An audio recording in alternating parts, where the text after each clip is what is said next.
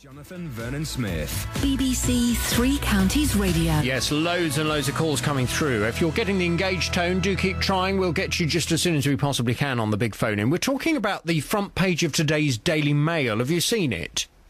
It's got a very simple, blunt message, and I think it's directed to all of us. It just says, you Britons are just too lazy. The paper says that British firms are forced to hire foreign staff because workers here are not prepared to stand in a factory for 8 to 12 hours and find it easier to live a life on benefits. The sandwich maker Greencore Group, which supplies Marks & Spencer, Waitrose, Sainsbury's, Tesco and Asda, they're seeking staff from Eastern Europe because they can't find local people willing to do the work. Well, I'm asking you whether the Daily Mail is right, that British people are too lazy to do low-skilled jobs. Paul Kuznikov is from the recruitment agency AEP Baltic Link. Good morning to you, Paul. Good morning. Morning. Do you think the Daily Mail's quite right, then, that British people are too lazy to do low-skilled jobs? Well, first of all, I think we have to take these kind of stories with a pinch of salt.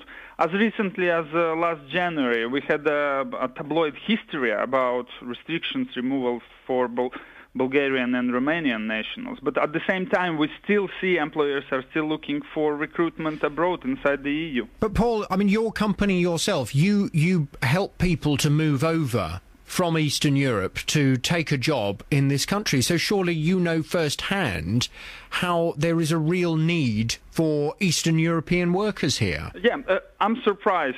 You know, on one hand, I'm surprised that a sandwich factory struggles to source sufficient number of local employees here in Northampton. And on the other hand, I'm also surprised that the organization has to go abroad. You know, we need to look at the reasons. You know, I was thinking about that. And I think the reasons that might be either we look at some kind of organizational problems where staff engagement and retention affects recruitment, or these thousands of jobless people in Northampton are not motivated enough to take these job offers. Well, of course, this company we're talking about, it is based over the border there in Northampton, and your company as well, I understand, you work in Northamptonshire.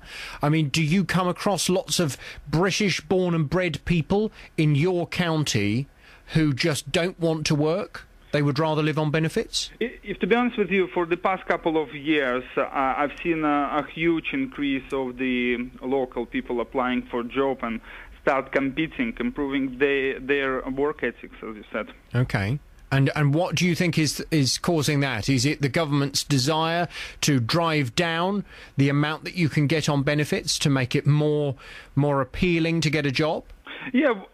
Well, it also, I think it goes deeper than that. Yeah. It's when people are young and in their families, they look at their parents working. You know, this creates that work ethic for them to follow, an example to follow, yeah. But at the end of the day, yeah, I must agree that the government should address this welfare system where system sort of encourages you to stay at home rather than at work. Which country are you from, Paul, originally? Originally, I'm from Latvia. In Latvia, do you have a welfare system such as the one we have here? Yeah, well, I haven't been in there for the past 13 years. Yeah, but there is a welfare system. But would it pay as much as £72 a week if you're unemployed? No, it's not as generous as right. Yeah, so I agree with that. Okay, very interesting. Thank you, Paul. Paul Kuznikov, who's from the recruitment agency AEP Baltic Link. They bring workers over from Eastern Europe to take jobs in this country.